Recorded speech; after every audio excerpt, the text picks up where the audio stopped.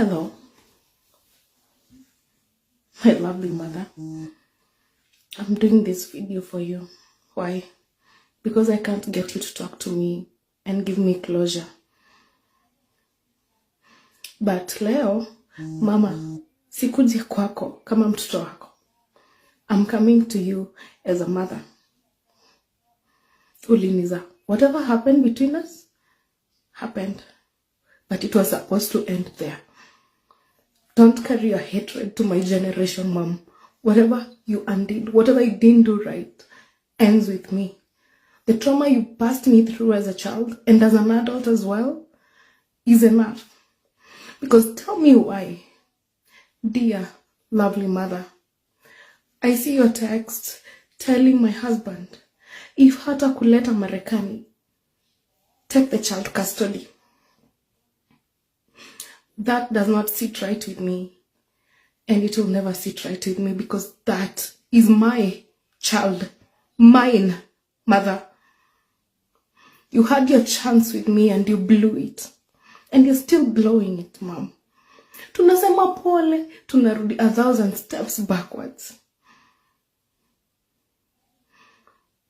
I am not your husband. Mimi sikukukosea, mama. Whatever fights you had with Dad, you don't have to take your frustrations out on me. Kazi ya kuniambia ati wewe na hao watu wenu mmenitesa, wewe na hao watu wenu mmenitesa. No, Mom. Hao watu unani associate na wao, the in-laws you hate so bad. Those are the people that have had my back. Those people have loved me. Those people have asked me to love you because you're my mom. And that will not change. But Mom, unajuanga uko na mtoto kweli? Do you know even if you have a child out here?